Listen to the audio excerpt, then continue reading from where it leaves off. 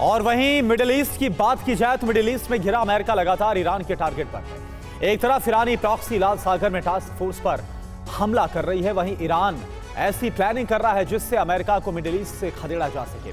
Iran अपना दबदबा बढ़ाने के लिए बड़ी तैयारी कर रहा है। अमेरिका की रिपोर्ट से खुलासा हुआ है कि ईरान ने सीक्रेट एटमी लैब बना ली है, जो चट्टानों के कई फीट नीचे एटम बम बनाया जा रहा है। यानी कि मिडिल ईस्ट में हालात बेहद गंभीर हैं, जहां ईरान और अमेरिका में युद्ध शुरू होने की आशंका बहुत तेज हो गई।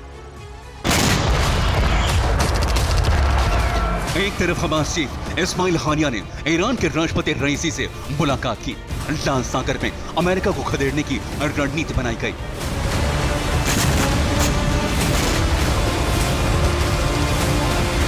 इसी दौरान रूस ने लाल सागर में अपना युद्धपोत भेज दिया, जहां ईरानी युद्धपोत के साथ मिलकर टास्क फोर्स का मुकाबला करेगा।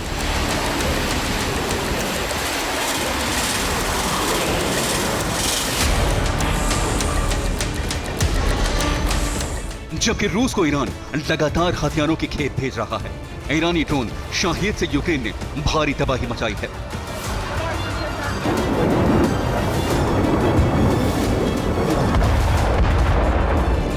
इन तीन घटनाओं का आपस में कनेक्शन है, वो ये कि इन घटनाओं में ईरान शामिल है और इसके टारगेट पर अमेरिका है।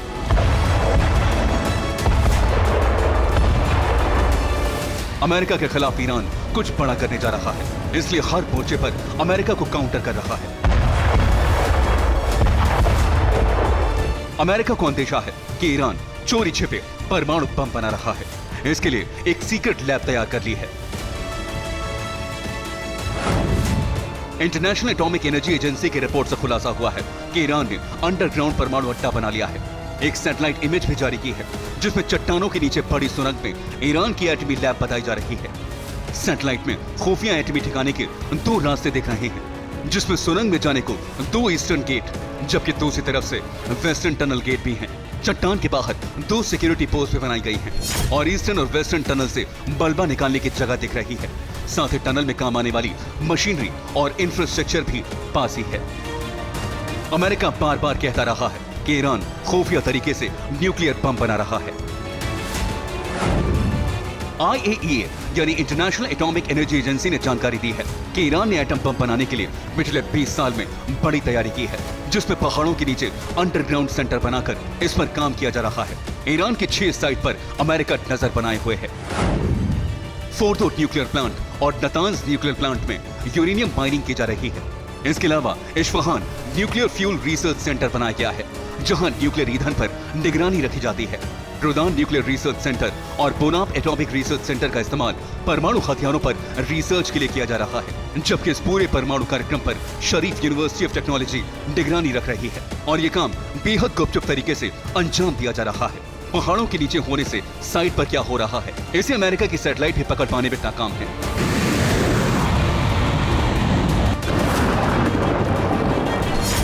यही वजह है अमेरिका ईरान से सीधे टकराव से बच रहा है, क्योंकि अमेरिका को शक है कि ईरान ने 2015 की एटमी डील को तोड़कर परमाणु बम बना लिए हैं। Bureau report, TV9 Bharatvarsh. America को कई मोर्चे पर उलझाकर यूक्रेन जीतने का प्लान अब शायद आगे बढ़ने वाला है। चीन की नेवी ने दिन और रात में हमला करने का अभ्यास शुरू कर दिया। ताइवान में पिछले 3 दिनों से चीन के युद्धपोत और फाइटर जेट घुसपैठ कर रहे हैं। माना जा रहा है कि युद्धाभ्यास के बाद चीन ऑपरेशन ताइवान शुरू भी कर सकता है। हूबहू युद्ध जैसा माहौल, वैसे ही धमाके, वैसी ही घेराबंदी, वैसी ही रणनीति।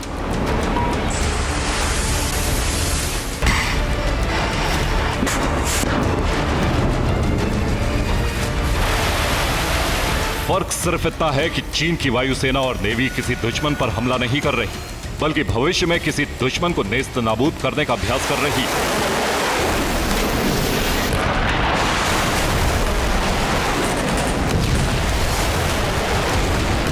चीन में इस वक्त 2 तरह का युद्ध अभ्यास चल रहा है और इस तैयारी से दुनिया को फिर चीन पर संदेह हो रहा है।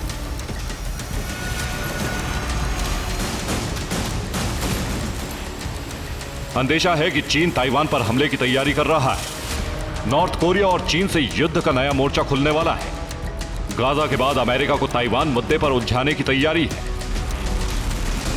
रिपोर्ट के मुताबिक चीन की नेवी के दक्षिणी कमान ने युद्ध अभ्यास की शुरुआत की।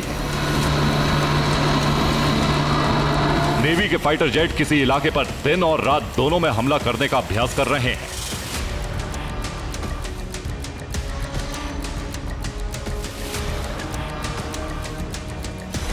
इसके अलावा नेवी की मिसाइल स्पीड बोट स्क्वाड्रन भी युद्ध अभ्यास कर रही है।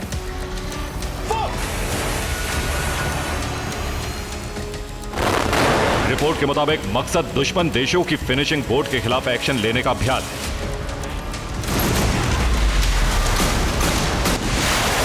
रविवार को ताइवान की सेना भी अलर्ट मोड में आ गई है। शनिवार से रविवार की सुबह तक ताइवान के करीब चीन की नेवी और वायुसेना कई बार आ चुकी है। चीन के 6 युद्धपोत ताइवान की सीमा के करीब तक गए। 4 फाइटर जेट भी ताइवान के करीब तक पहुंचे। ताइवान ने इससे पहले शनिवार को 8 विमानों और 5 युद्धपोत ने ताइवान की सीमा में घुसने की कोशिश की थी।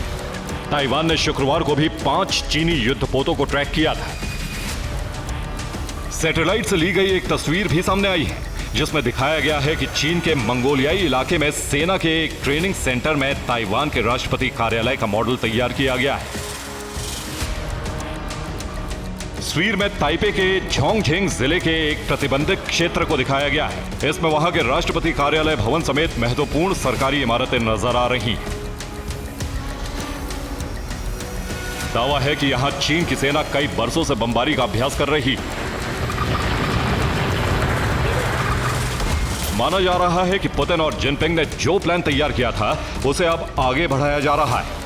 दावा किया जा रहा है कि साउथ कोरिया और ताइवान पर हमले की शुरुआत होगी। ईरान की मदद से इजराइल पर हमले की शुरुआत होगी। पुतिन इस दौरान पूर्वी यूरोप पर हमला कर सकते हैं। चीन और नॉर्थ कोरिया की तैयारियों को देखने के बाद जापान सागर भी सतर्क है। जापान के रिहायशी इलाकों में बंकर बनाने का काम शुरू किया गया। कंक्रीट और सीमेंट के इस्तेमाल से कई किलोमीटर लंबे बंकर बनाए जा रहे हैं। जापान की नेवी ने भी युद्ध की तैयारी शुरू कर दी है। अमेरिकी सैटेलाइट से ताइवान स्ट्रेट और जापान सागर पर लगातार नजर रख रहा है। Bureau report, TV9 भारतवंश।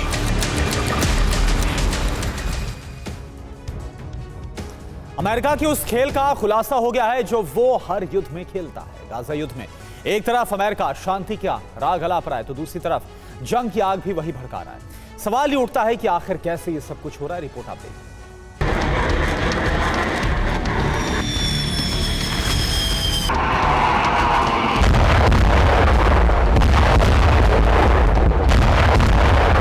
Israeli brigade का फुल फ्लेजेड बारूदी एक्शन गाजा में भीषण तरीके से जारी है। खान यूनिस से राफा क्रॉसिंग तक प्रचंड प्रहार जारी है, वो भी पहली से ज्यादा विध्वंसक और विस्फोटक अंदाज में।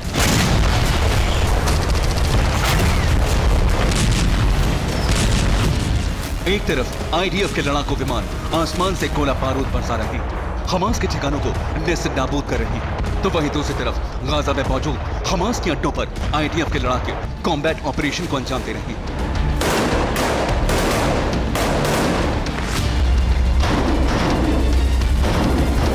चुन चुनकर हमास के लड़ाकों को मौत के घाट उतारा जा रहा है।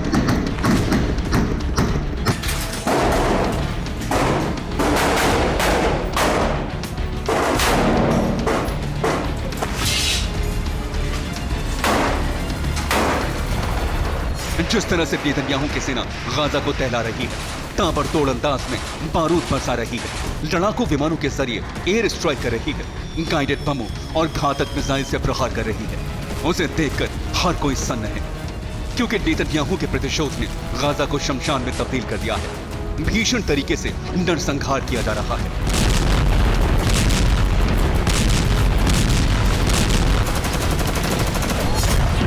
जानते हैं, गाजा में मचे बारूदी बवंडर के पीछे सिर्फ इजराइल ही नहीं बल्कि अमेरिका भी जिम्मेदार है, क्योंकि एक तरफ अमेरिका गाजा में युद्ध विराम करवाने की कोशिश कर रहा है, तो वहीं दूसरी तरफ इजराइल को हथियार दे रहा है। आपको बता दें, चंद रोज पहले अमेरिका ने अड़ंगा नहीं डाला तो गाजा में युद्ध विराम को लेकर यूएनएससी में प्रस्ताव पारित हो गया। इसके जरिए अमेरिका ने दुनिया को यह दिखाने की कोशिश की कि वो गाजा में सीज फायर के पक्ष में है, लेकिन सच अब सामने आया है। अमेरिका ने जिस दिन गाजा में 46,000 फूड पैकेट्स गिराए, उसी दिन इजराइल को 2300 बम देने की मंजूरी दे दी। एक तरफ अमेरिका गाजा के लोगों को मदद का दिखावा कर रहा है, तो वहीं दूसरी तरफ इजराइल को विनाश के लिए बम और बारूद की सप्लाई कर रहा है। यही है अमेरिका का डबल गेम, जिसका कई देश विरोध कर रहे हैं। इस अमेरिकी छल नीति की आलोचना हो रही है। अमेरिका के इसी खेल, इसी शय का परिणाम है कि गाजा में संघार का सिलसिला तेज रफ्तार से जारी है। IDF गाजा में न सिर्फ भीषण बमबारी कर रहा है, बल्कि लोगों के घरों को आग के हवाले भी कर रहा है। Bureau report, TV9 Bharatvarsh.